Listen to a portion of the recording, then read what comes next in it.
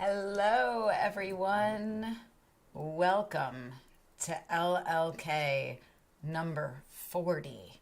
I suddenly realized we were at a round number today. This is Knit with Laura and Lola. I am Laura Nelkin. I'm a knitwear designer. I live in upstate New York in the Finger Lakes region, and I am joined by my alter ego, Lola. Lola is a little bit more spicy than I am and a little bit more fun. She typically always shows up a few times when we do these lives, and I know she'll be here later because we're going to be talking about her mystery knit along in July, and she has kind of a special that she gets to share. But before we get really started into the live, I have a huge amount of stuff to share and show with you because it's been a little while since our last live. I just want to take a moment and acknowledge the levity and the loss that has hit our country in the last week and a half. And it's heartbreaking. I've been reading a lot. I've been listening to the news and waves. I'm sure you all have too. And I had a moment of guilt this morning when I realized that we had scheduled a newsletter to go out and I didn't say anything about the losses that happened yesterday. And it's just heartbreaking, whether you're a parent or not a parent, to send somebody off on their day, whether it be to school or the grocery store, and have them not come home again in that kind of violent way it's heartbreaking. And I know we're all thinking about it and it's all on our minds. And I just wanted to acknowledge that. I see you all chatting in the comments. And before we get deeper into the live, I see everybody introducing themselves and saying hi and saying where they're from. I absolutely love that. I find when I'm doing these lives that I do not read the comments often because when I do, I am highly distractible and like a little squirrel, and I'll forget exactly what I was talking about. So feel free to be leaving comments and asking questions. If you have a real question for me for something I'm talking about, maybe save it till the end and I'll ask if there's any questions. And then I will take a moment and read the comments as I'm saying, do you have any questions? So kind of hold on to them. But I know I have some moderators, Susie's in there and helping out and keeping an eye on things. And she'll let you know if you ask a question and she doesn't know the answer to wait. I am knitting while I'm chatting with you. I'll talk to you about that in a little while, but I bet you can guess what annoying, boring sweater I'm knitting on right now. I actually already had to rip the ribbing out and I'm back on it again. So last weekend I went to Northlight Fibers. It ended up being quite a trip. We left here on Friday. It was the first time Max ever came with me to a knitting retreat, which is kind of amazing considering I've been doing them for going on 10 years now, and it was just a little too long a drive to then be working all weekend and driving. So he came with me, and it was the absolute perfect place. As much as I kind of tried to educate myself before I went to Block Island, I don't think I realized what an absolutely special, incredible place it was. And it has a yarn mill. So Northlight Fibers is on Block Island. Block Island is in the chain of islands that kind of goes from like the tip of Long Island and Montauk towards Nantucket and Martha's Vineyard. So if you look at a map, you could almost like see that they used to be a line of land and now they're broken up into islands. But the beaches were stunning and they had rocks, like rocks I've never experienced before. I actually have a bunch on my deck now, and I was hiking and picking up rocks, and I'd have like 4 rocks in my hands, as many as I could carry, really rock-wise, and then I'd stop because I'd see another rock, and I'd be like, well, which rock am I not keeping to be able to like take another rock back with me? And then we had to make it back for like, wine and snacks before dinner, and Max was like, you gotta stop taking pictures of rocks and start walking. But I took video and Max took video, and so I do have a short video to share with you of the landscape on Block Island. We did shoot video of the mill, and that's going to be like a whole separate thing that we'll do at some point. But I just wanted to share with you what Block Island is like and how beautiful it is.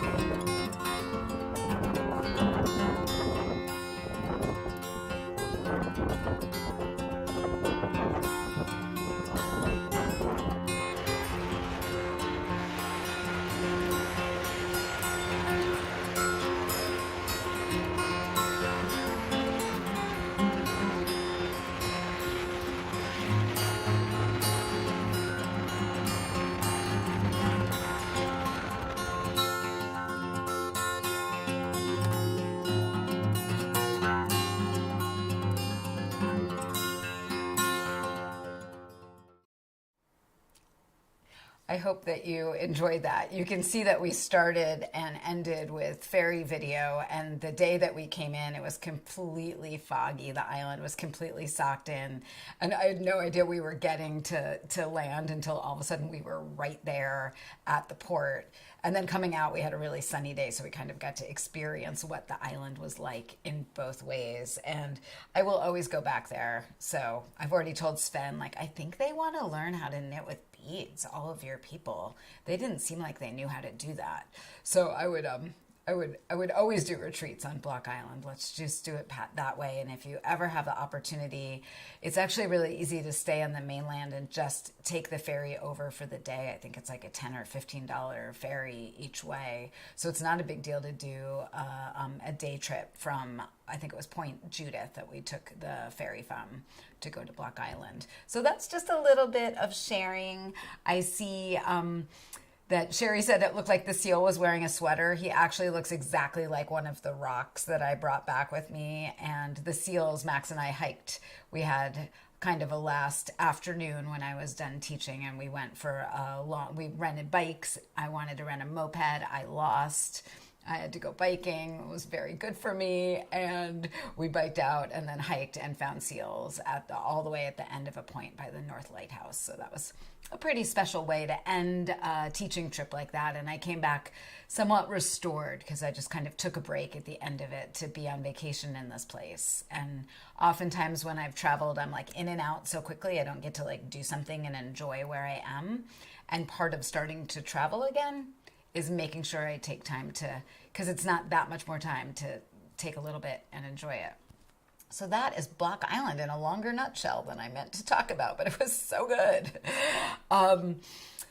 If I'm going to tell you other things, I want to talk about Chronos, which I am wearing on my neck, and I have a fair number of them in front of me.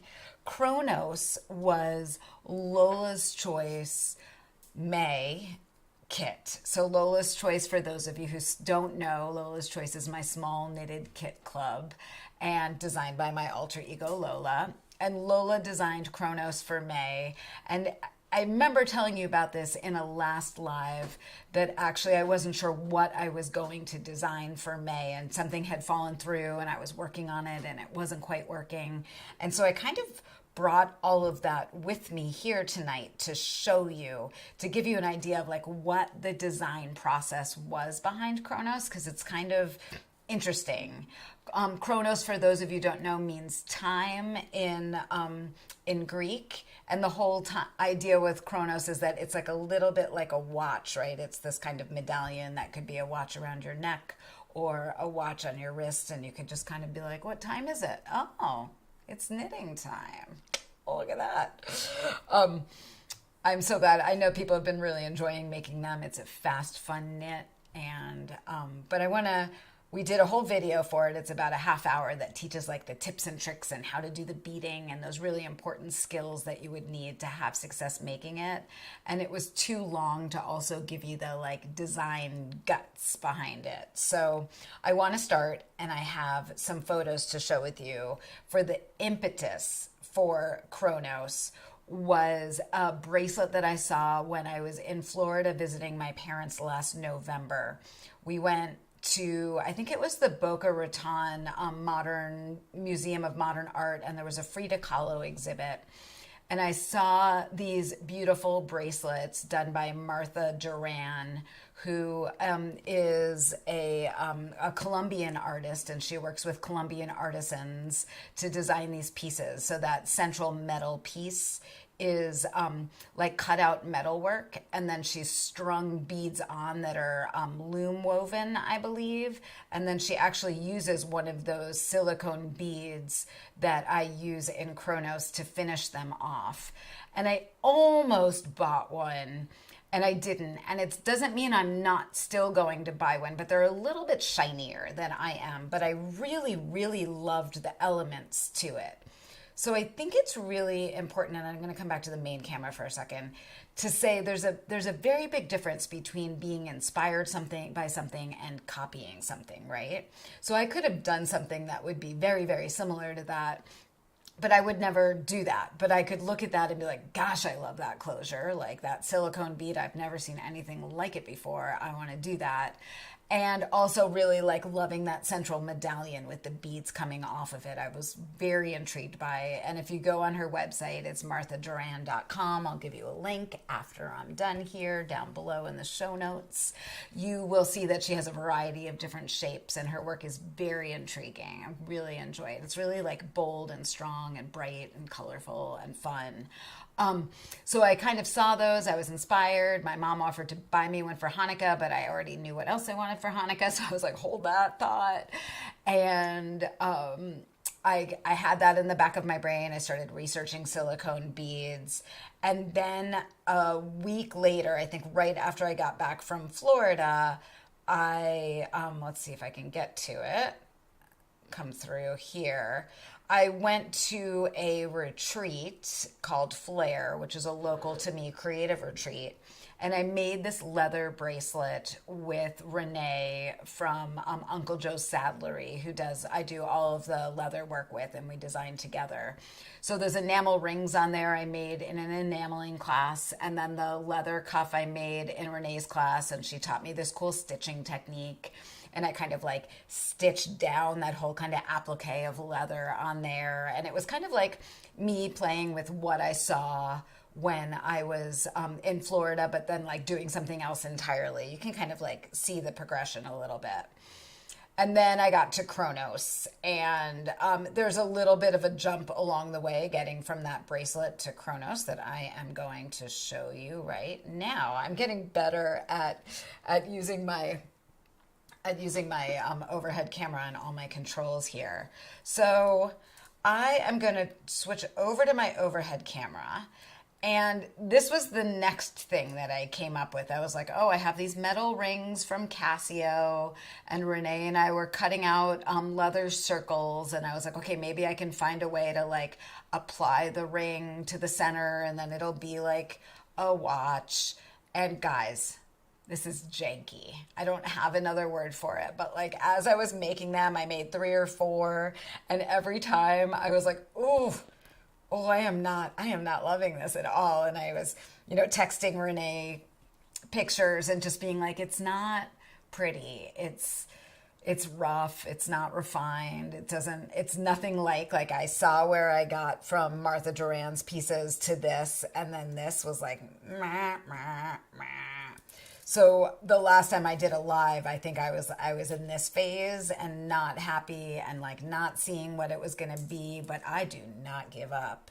And so I started playing around with remembering the necklace that we did at Knit Ithaca. So I'm going to go ahead to the overhead camera so that you can see this piece. So for Knit Ithaca, we worked with a local jewelry designer, Alon Greenfield, and we all kind of did metal stamping on elements. And then I designed a necklace to go along with it where we covered a ring with yarn. We were using variegated yarns from my stash and then making a beaded cord. And it was kind of like a really, really fun little project where we were just kind of like playing with yarn, playing with beads. It was Saturday night. So I remembered this and was like, oh, I really love those rings covered with yarn. Maybe I can do that and build off of it. You guys, you all see where I'm going here. And then the next step was to figure out what yarn to use. So I'm just going to pull these all over at once so you can see where we went here. You can see why I didn't do this in the demo video. Y'all would have like fallen asleep partway before you were even working on stuff. So if I go over here, do you remember I said that I knit like 12 or 18 of these as I was knitting them? Part of that was in the beginning, I was trying to decide what yarn to use for Chronos. And I have so many yarns that could possibly work. And then I was finding out about new fibers that could work. So the first one that I used that I loved the feeling of is actually from Fetish. And interestingly, in Fetish, that yarn wore very well, but I think there was so much more surface area in Chronos that the fetish yarn, as soft as it's a little fuzzy and it wasn't really like refined enough and working well enough for Chronos. So I knit one with fetish, and then whenever I do a jewelry design, I wear something a lot, which is part of why they take time, because I want to make sure the yarn's going to wear for a while. The next one I did, I actually love this one, and I love the feel of this yarn.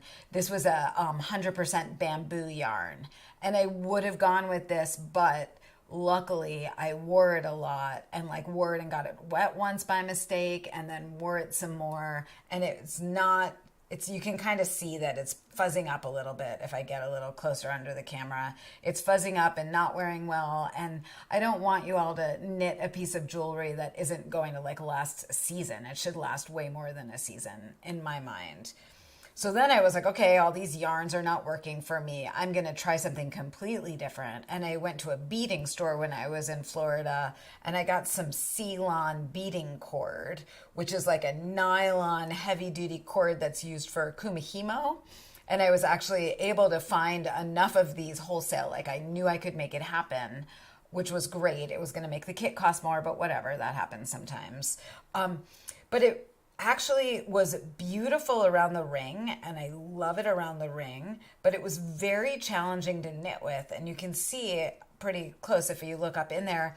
The knit stitches are pretty uneven, and it's not soft. It's kind of, I'm scowling as I tell you this, it's kind of like hard and not as stretchy and comfortable on the skin. So I wasn't so sure about that. And then I just went to my like basic old pearl cotton, used it a lot in designs and in other projects over the years. And it really ended up being the perfect fiber for this design. But I was really avoiding using the pearl cotton because I've used it so many times that I was like, I want to give them some new fiber. But as I just showed you, all of those fibers did not work for one reason or another. And I ended up bringing this with me everywhere I went when I was like hanging out with friends or like going out to dinner, or we had like one knit night that was very exciting. I brought these all to get people to like vote on which style, I think it was in March, like which fiber they liked, and everybody went for the pearl cotton. And clearly I knew I was doing orange because everything I was doing was like in this like salmon-y orange phase. So I knew that was going to be the thing right there. So once I landed on the pearl cotton, then I started designing working with different colors. So everybody in the club got that lovely sienna color that I'm wearing right there. And then this is just a photo from the tutorials to give you an idea of what we did in the tutorials for those who haven't watched that video. And then that's all of the colors we ended up with. And you can see it's kind of interesting if you look at the gray and the purple towards the left-hand side of the screen. We being I, couldn't decide which one of those it's the gray and the black. They're very similar, but they're very different. The black is called Onyx and the gray is called Dusk. And I could not decide which one I liked more over the other. And then I ended up deciding to make them both. But in that decision process, many people got texts from me, like, which do you like more, A or B? And it was so interesting because, like, some people would all vote the same way, other people would vote the same way. And then in the end, when I got, like, everybody's answers back, it was actually 50-50, which was kind of where I was at it with it because I like them both. Interestingly, the Onyx has sold the best. I will say for Chronos that I'm having supply chain issues with the rings. So I think I bought like all the rings from the wholesaler that sells them. There are still some available at Caravan Beads retail. But until the wholesaler that I get them from decides to order more, I'm kind of like on a holding pattern. So what I have is what I have for now, like fingers crossed later in the summer, they'll come back in again because there's a few colors that are out. I see some people joining a little late. Don't worry, you can always watch the beginning part again or whatever. These are always up on YouTube after I do that. But welcome.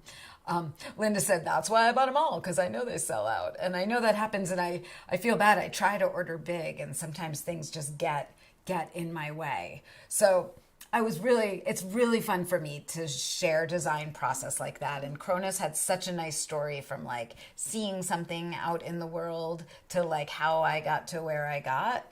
And when I designed this, Renee was like, "Are we making kits?" And I actually got in touch with the woman that I took the enameling class from to be like, "Can you make me 600 rings, enameled rings?" And she was like, "No, I'm sorry," because I actually thought it would be amazing to have an enameled ring on the leather when I was kind of working with that clock idea. But the other thing with metal rings, with enameling, is it's fragile. So because it's glass that's like melted onto metal. So I would worry on a bracelet like that for you guys that they would crack. I'm like taking chances here, living the big life on my cuff. So that is the story of Chronos. I am just looking down so I don't forget to do anything. I do have Bella's tank top to fix. I was going to try to do that live with you guys, but before I do that, I wanted to talk about everything that I'm knitting, because we're knitters, right? And that's what we do. That's our escape. That's what we love. So knitting wise, let's just talk about Max's amazingly stupid sweater. It's still looking great. I show it to you. It's going to be sad when it's done and I don't get to show it to you on every live. I finished the body while I was on Block Island. I had this goal of making it to the sleeves on Block Island, so I could be like on Sleeve Island, on Block Island. But I finished the ribbing. I half bound it off, and I decided that the ribbing was too loose and it was kind of janky. And I was thinking about doing a like elastic bind off, but it was just too loose. I was doing a sewn bind off, and I might try like a different. I think I might do the lace bind off that I do, but in pattern, because doing a tubular sewn bind off with this many stitches on the needles is like a no joy situation. So I went down to a smaller needle size, and I'm knitting the ribbing again, and it is looking much better now. In terms of all of my other knitting, I finished a BlingTank, which is a new design that will be out hopefully in July, if not a tiny bit sooner. People will be test knitting it while I'm in Ireland, and I'm hoping yarn gets here for me to knit another one while I'm in Ireland. That would be my goal for BlingTank. And it is knit in fingering weight superwash sock yarn. This is from Leading Men Fiber Arts. It's called Showstopper, and it has beads up in the upper quadrant right up here. Many of you, someone wants to know if the word of the day is janky. It feels like it is. Many of you have asked if BlingTank is going to have sleeves one day. And I'm not going to say no to you, but I'm not saying yes right now, because I have a lot on my plate that I can kind of see coming forward. But I hear that would be an interesting thing to have something like this, but with sleeves on it. And I don't know if it'll happen for fall or it'll happen in the winter, potentially at some point. What I have been finding lately, do you guys remember when I designed Hot Flash like forever ago? One of the first Novus sweaters called Hot Flash. I thought I was having hot flashes then. Like I thought I was a little warm and I needed a cardigan. Now I know what a hot flash is. So I'm like super cold, and then I'm just like flushed and hot. And like if I take my temperature, I see that it's gone up a degree in that time. I started like taking it to be like, what the heck is going on? So I'm really enjoying wearing tank tops with like sweaters over them or like a little jacket. I kind of have this new wardrobe need of like a button-down shirt that I can just take off and put back on. So kind of doing that layering, and I'm finding that knit tanks fit into that kind of new fashion sense of my, early 50s very nicely. So if you are somebody that does not want your bra strap showing, I'm going to, got the vapors, boy. If you are somebody who does not want your bra strap showing, I think I figured out a way that you can easily make this strap bigger on the larger sizes just by working the strap more stitches before you go to do the I-cord bind off. So that didn't come up with Solar Tank, which was the tank top that came out a month or two ago. But I think it would be very, very easy to do. And in fact, I really want to try it when I knit my second one, because I pretty much knit 2 of everything, but you guys know that by now.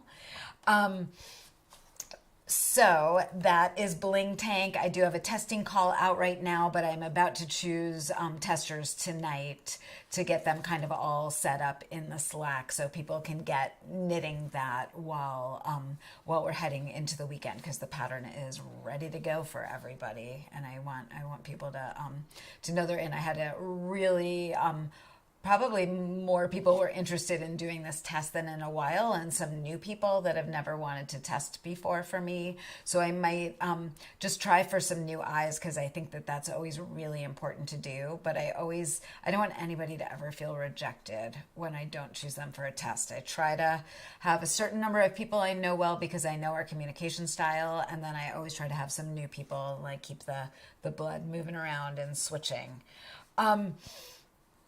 Next is a fun one, and I'm going to look a little bit at the comments at this, and then remember this for the end for the prompt for the giveaway, because this is going to be your giveaway prompt. So Lola, my alter ego, is designing a mystery knit along. She's actually finished knitting her thong. It's gorgeous. You're going to love it. It's big, it's beautiful.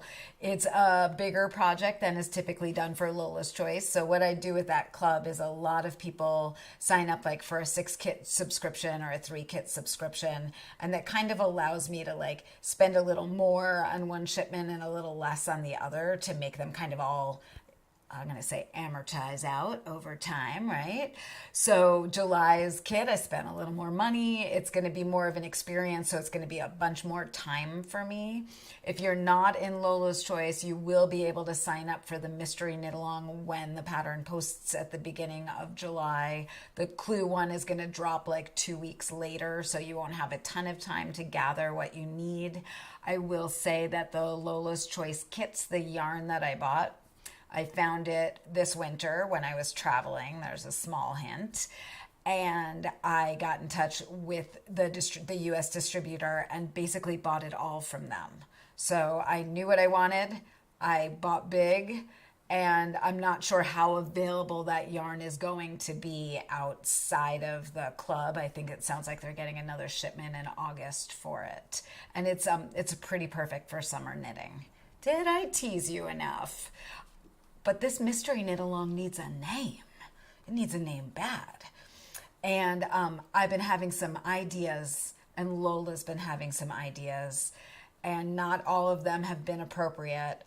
So my favorite one is Let Her Rip, which Max is like, because you're farting? Like I was like in all the videos, like just like lean over to the side and pretend to pass gas. And some of you might know that my notification sound on my phone is actually a fart, because I'm actually a 12-year-old boy. So it is completely in line for me to have a mystery knit along called Let Her Rip.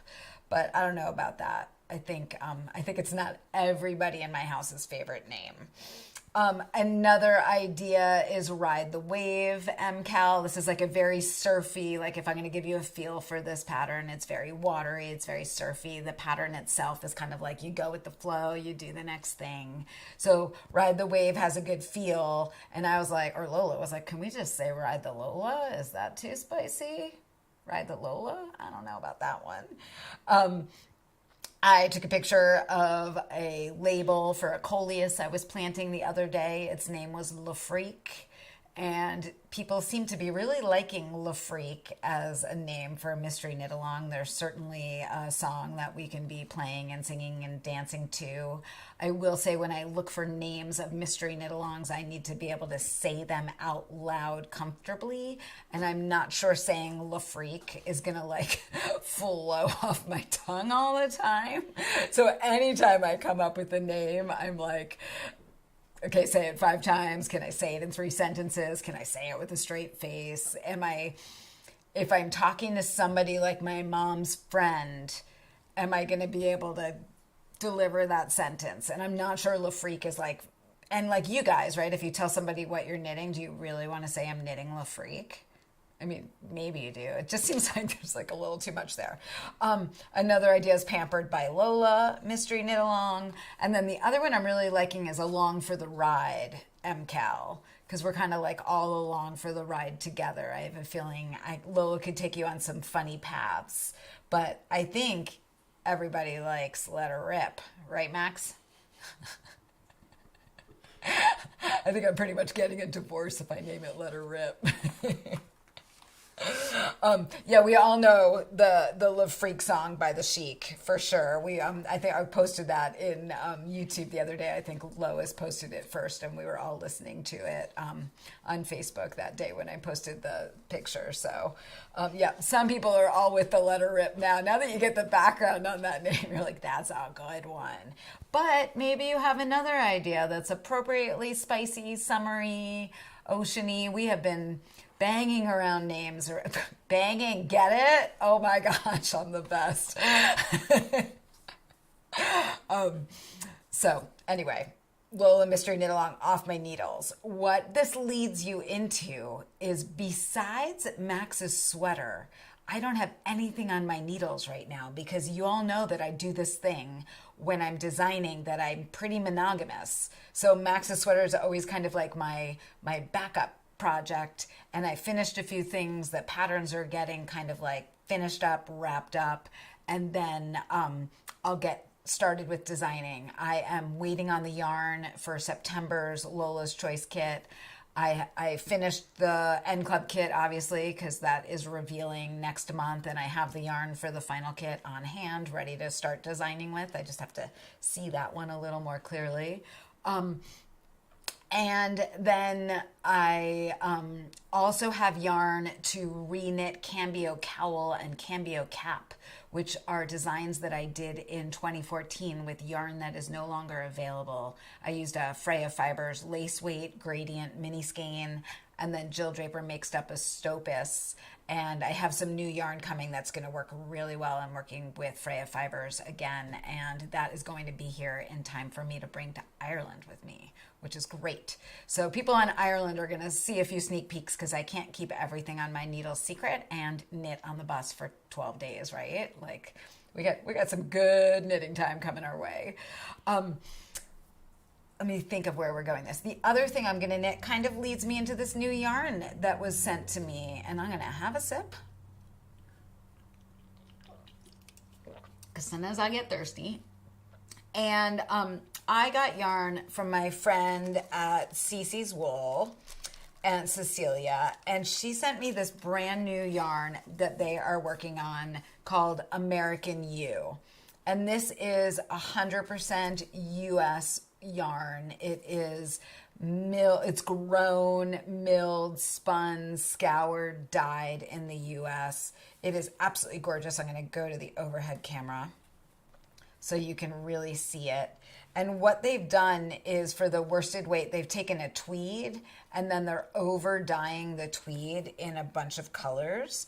This yarn is grown in the American West on the slopes of the Cascade and Sierra Nevada mountain ranges on the west, to the western slope of the Rockies on the east. It is a flock of Merino and Rambouillet sheep. So Rambouillet are actually like in the Merino family, which means that it is really soft yarn. It has, I think, a 21 micron count. It's incredibly comfortable against the hand, but it is not super wash. So what's really nice about that is it means it's going to wear really nicely. Super wash merinos don't necessarily always wear nicely over time. And I love the little flecks of the tweed.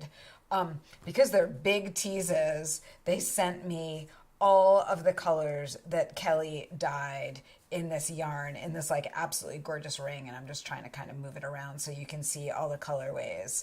So of course I get this and I'm like, can I knit a blanket, please?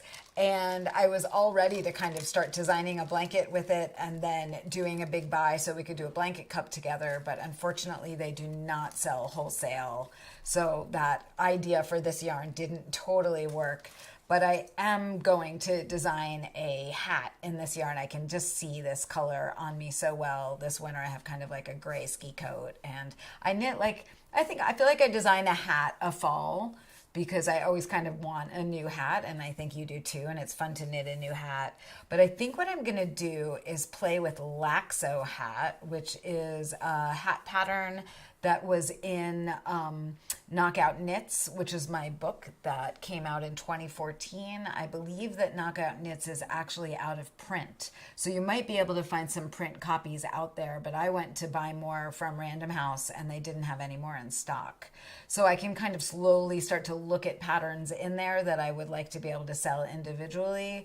And I think redoing Laxo hat, that was done in a fingering weight. I'm going to do it in a worsted weight. It's got kind of these elongated stitches with fake cables, and I think it's going to behave very, very well in this yarn and also be incredibly soft against the skin.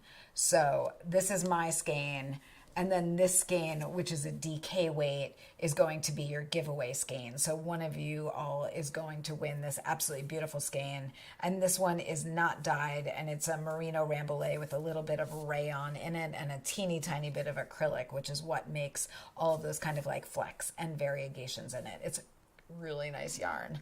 I think this would make a stunning sweater if you are in the market for like a worsted or DK weight for a sweater for something that's like soft against the skin. This would be a great yarn to work with.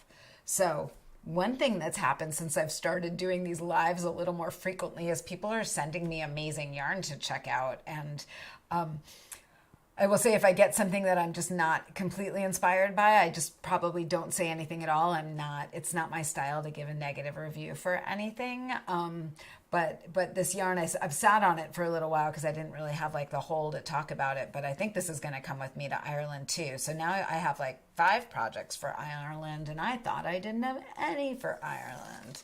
Silly me. So that is Cece's wool. I got some other yarn I'm very intrigued by, but I think that I'm going to save that for another live because it's kind of got a whole story in and of itself, and I want to do a little bit more research about it to really be able to explain it to you in detail. So let's look at my sad Miss Bella's tank top and see if we can fix that together. And then after that, I will go into kind of what I've been eating and reading and gardening a lot and hiking. I've got some good photos for you, just so you know what else is coming this evening. So this is Bella's very, very loved Ripple Bralette. This is by Jessie Made Designs. I have knit a fair number of these over the years. This is yarn I got in Ireland years ago at Hedgehog Fibers. And she brought it home to me in April and said, is this fixable? Can you fix that? And what I looked at, and we're going to look at it under the camera, is one thread snapped, and that's what caused this whole run to happen. So we're going to try to fix it together under the camera. What could go wrong? It might not work out, but we're going to see her tomorrow, so I thought it would be fun to be able to bring her back her fixed tank top that we all did together. So let me go to the overhead so you can see what's happening.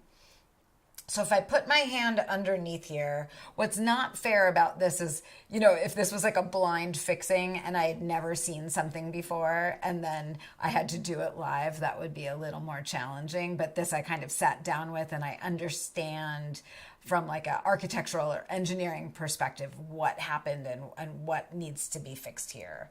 So what happened is this thread right here broke. I don't know how. I'm not laying blame on anybody, but that is what needs to be fixed.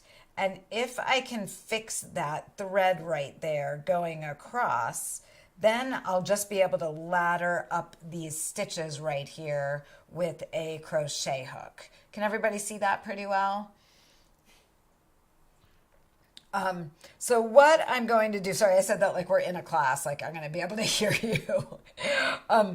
So what I'm going to do is actually make a new strand going across so that these ends can get woven in later. And I think the best way to do that is to turn to the inside of the fabric, and then I'm going to look at where this strand is coming from and kind of try to mimic it a little bit. So if I look at this strand, I can see it's coming down here. And then let's see where it goes. And then it's coming up there and it's coming right there. So I'm like one row above right now where I'm going to start. So I am going to come in right here. And then I get a little nervous doing this live. What if I mess it up? What I'm basically doing right now is just mirroring these stitches with a new strand of yarn. And then I will go in and you'll see that I've left myself quite a long tail right there. And I'll go in later with that tail and weave that in some more. So I'm going to go under right here. And I'm using a bent tip needle, which I find is very helpful for this kind of work to get in where I want to be. And I'm going to come underneath here. And then I believe through right here. And that's where things are a little bit tightened up. And I'm kind of splitting a little bit. What? Okay. Sorry. Thanks. And then I'm coming down right there. Okay. So that's one side, and you can see I came out right where that yarn is right there. So that yarn I'm going to weave in later. And now I just got to thread this back onto my needle.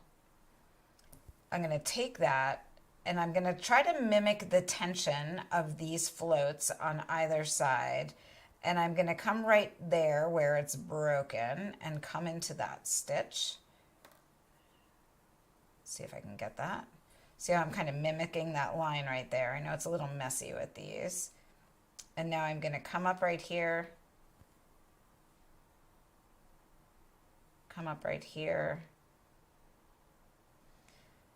There's just something a little bit cathartic about fixing things, especially when things are feeling hard in the world. Just kind of like slowing down and taking something and making it whole and new again and not throwing it out, that I find very satisfying. So I'm just coming through a few more stitches, and then again I will weave in this side later too. Okay, there we go. So now I have a new thread right there.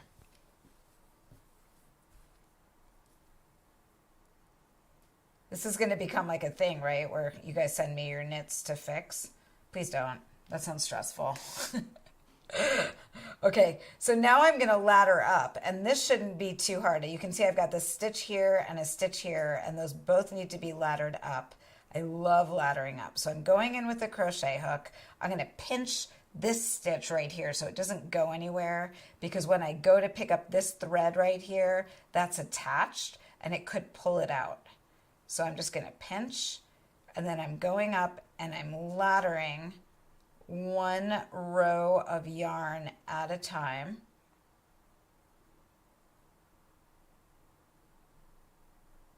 And then I'm jumping over to this side, and that should tighten things up. See how this is? This might not be like the best fix in the world, but it's on the side seam. It's not on the front. And you'll see that those stitches look a little big, but what's going to happen? Okay, so this and that need to get attached together. I'm going to kind of pull that up tight right there so he's good. And now I'm going to come down to that spot where I was pinching and grab that. And now I'm going to ladder up this chain or row, not grabbing those ends, but grabbing the working yarn. And if it gets tight, you're just going to be pulling up some slack from the stitch next to it. Getting hot.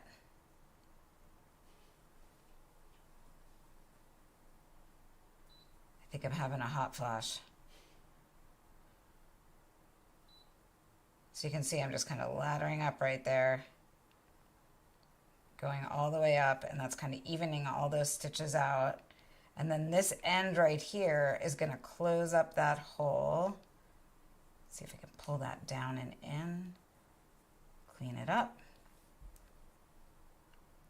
And then when I get up to the top, I'm probably going to use a little piece of sewing thread to connect these two stitches together to get those columns okay.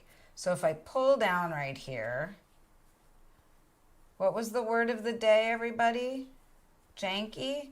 Tiny bit janky right there, but still, there is not a hole in this anymore. So I'm not going to call that a perfect fix, but I'm going to be happy with that fix. And then I'll just kind of sew those loops together up at the top right there and clean it up by sewing in those ends. And I will be able to return this ripple bralette to its rightful owner tomorrow. That's a good way of saying I get to see my girl tomorrow because she is graduating from college, which is very exciting. So we are going for a weekend away to Baltimore. My parents have flown in from Florida. We're all very excited to see each other. It is supposed to thunderstorm. The ceremonies are happening rain or shine. I luckily have a very good raincoat that I bought for Ireland that will hopefully be good for Baltimore as well. And yeah, we're pretty excited about that. So that's how to fix your knit in a nutshell. You will notice, I think about me in general, that I really care about things. I love them to be great, but I am not like an uber perfectionist. I don't really kind of get in the way of myself too much. I'm a little more like, okay, did that, on to the next thing, which sometimes isn't the best. So I could be more of a perfectionist, but you know, whatever. I saw someone wants to know about my raincoat. REI. It's a little fancy. It's gray. I looked at the comments. You distracted me. Gah. Things I am watching and listening and reading to and doing. First up, I've been trying to hike and get outside a lot because I live somewhere that's gorgeous. And one of the things that I love in the Finger Lakes in the spring are the wildflowers blooming. And there is one wildflower in particular, the red trillium, that is quite rare. It's hard to find. And it actually took me 4 hikes this year before I found it. I was kind of like a woman on a mission to find the red trillium. And they're always in different places. So,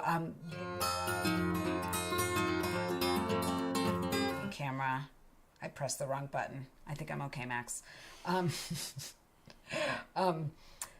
This time I went to Treeman State Park, to Upper Treeman, and the gorge actually wasn't open yet for the gorge hike, so we went down the other side of the rim and actually found a whole section of red trilliums. This is what red trilliums look like. It's a little easier to find white trilliums in the spring, but the red ones are more elusive, and they really just naturalize in a place that they love. And I find that they like shady, very wet places. So I've also seen them at Taganic, at the base of Taganic before, but that is my red trillium that I sook out, if you will. I went on a hike with my friend Maya this morning, who I hadn't seen forever, and I got very excited because I saw all this phlox, and I love phlox. And I was like, oh, the phlox, it's so beautiful, it's blooming everywhere. And she's like, hon, that's Dame's rocket. And I was like, nuh-uh, that's phlox. I've always called it phlox. And then when I got back in the car, I Googled it, and in fact, if it has 4 petals, it is Dame's rocket, and it has 5 petals. It's phlox. So I actually came home to my garden where I knew I had phlox, and my phlox at home had 5 petals. And then when I looked at these photos on my phone, they definitely have 4 petals. This was my lilac bush last week. It is no longer like that. It is like covered with snow with lilac petals underneath it. And the garden is kind of like already moving on to the next phase. Our mow looks like we're doing no mow May right now. So this was just after a mow, and it's definitely due for one again, but I don't have any photos of that. And then this is my new favorite gnome planter. And I will say that what I have been doing in between everything else is gardening a lot, because when you live in the Northeast, there's like a window to get everything into the ground that it's going to have like the best summer possible. So, and it's right around now. So of course it's like right when we were going to Block Island, and then right when I'm going to Baltimore, and then we're going to Ireland. So I've had this like need to get as much into the ground. And one thing that I planted that I'm super excited about are these cucumbers called, these are called Mexican sour gherkins. I've also called them called cucamelons, and I'm showing them to you because I'll show them to you once I grow them if I have success with them, because they're like teeny tiny like this, and they're supposed to taste super good and like a little bit lemony, and I'm very excited about them. This seed company is actually based in the Finger Lakes, and they've done a really incredible job like finding different varietals and then growing them for this area. So I always buy fruition seeds when I find them, and I was very excited about my cucamelons. Had to tell you about them. We have lots of rhubarb happening, lots of asparagus happening, all the good things. Listening wise, I am still listening to Say Nothing by Patrick Radden Keefe, and it is about Northern Ireland and the troubles in Northern Ireland. It is not a light listen. It has not... I'm going to keep trying. We're not leaving for Ireland for a little while, but I think because it's heavy and the narrator's voice is Irish and absolutely beautiful, I find that I space out and end up on another planet every time I listen to him speak. So then I'll be like, wait, what were we talking about? And it's also the subject matter is quite intense and real, and I do want to see it through. It's just not going quite as quickly as I planned. What I did, which is a trick with Audible or an audiobook, is you can actually speed up the reading if something is kind of going too slow and lulling you to sleep. So I speeded him up to 1.25, and that has actually helped like pick up the energy a little bit and made it so I'm like staying with it a little more. Also means it'll take me 75% of the time to listen to the book, which is why I think I can catch up. Reading wise, and why I have to catch up is because I'm going out. Did I mention I was going to Ireland soon with a group? I do also have another trip planned in September that I still have spots in that trip. I think there's about 8 spots left. So if you are interested in traveling abroad with me, my Irish trips are great. Ireland has been doing a phenomenal job with COVID. I feel quite comfortable going with this group. We'll certainly be sharing from the road as we're there, so you'll get to be an arm trip traveler for that. I'm very excited to travel with knitters again. Reading wise, I am reading The Lioness by Chris Bohjalian. I have no idea if I said Chris's last name right. I read The Sandcastle Girls and Midwives years ago, and I really enjoyed Midwives. Sandcastle Girls I liked, not quite as much as Midwives. And my friend was reading The Lioness. It just came out, and it is set in the 1960s, and it's about a movie star and her new husband and 7 of her Hollywood friends go on safari in Africa, and they get kidnapped by, they believe they're Russian mercenaries. I don't quite know yet. So there's like murder and intrigue and history. And as a result, I'm not sleeping super well because I want to know what happens next. So not necessarily the best thing for me to be reading at night, but I'm totally enjoying it. And it's fun to just find a new book that's really engaging me. Watching. On HBO, I watched Julia. I don't know if any of you watched Julia. It is a somewhat fictional representation of Julia Child's life. I think there's a fair amount of it that's based on reality, and then they've taken a certain license, if you will. I really fell in love with Avis, Julia's best friend, who helps her on the TV show. It's about kind of like the inception of the TV show and her moving back to Massachusetts and getting her show started. And Avis's hair has this like very cool braid thing, and Avis's hair is grayer than mine is, but I'm just practicing doing these kind of crown braids because I want my hair to look like Avis's. So even if you've already watched it, go back and look at Avis's hair, and she has this dress with this kind of like swath of these collars going around her neck. She's just so elegant and like in her body, and also a bit lonely, and I wanted her to be my best friend too. Avis, I have a little girl crush on her. The other thing that I caught up on that I had kind of stopped watching is This Is Us on NBC, and the last few episodes, I believe there's one tonight, had me bawling. And that show is a real, I don't know if you've watched This Is Us or not, but it's really incredible the way they jump time and jump with characters. And I started thinking about it from like a cinematic perspective, like when they have all the kids, are they kind of like shooting out of time and then still storytelling in this way that it's pretty incredible writing that they tie everything together the way that they do, and also made me cry a lot. So yeah, that's a heavy one, but very well done. Sharon said last night was the finale, so maybe I'll get to watch that when I finish packing tonight. Eating. We've been eating a lot of asparagus because that's what's happening in the garden. I've got one more cutting to do before we leave, and I've been cutting it about twice a day. You have to just really stay up with asparagus during season. Otherwise, asparagus is a fern, so if you don't cut it every day or twice a day or 3 times a day, it just shoots up into a fern and you lose it. So the more you can stay with it, the longer you have it, basically. So this year I'm doing better with it. I am also making something that I made last year, but it was so good that I'm making twice as much this year. And this is rhubarb cordial. And what is going on here is a little bit of sugar, a lot of rhubarb from my garden, and a whole 750 milliliter bottle of gin. And it will soak for about a month. Every so often, you kind of turn it upside down to shake it up. You keep it somewhere dark. There is a recipe on Smitten Kitchen's blog that I will give you below. And then when I was at Northlight, Asa Tricosa was also there, who is absolutely lovely. She came from Copenhagen. And we were discussing our gardens and what we grew and what we like to cook. And she told me about a rhubarb simple syrup that has rosemary in it. That sounds great. And you basically make these like rhubarb simple syrup with rosemary ice cubes and keep them in your freezer, and they have like little pieces of rosemary in them, and then you can just like plop them into your drinks, whether it be seltzer or a gin and tonic. So I'm definitely going to make some of that simple syrup to try soon, and I will let you know how that goes. All right, Chatty Lola, a whole hour. Are you guys bored of me? Anybody have any questions? I am looking down at and seeing if I see any. Someone wants to know if the gnome has a name. He does not have a name yet. I'm sure he will at some point. It just his name hasn't found him. He's just hanging out being planter gnome right now.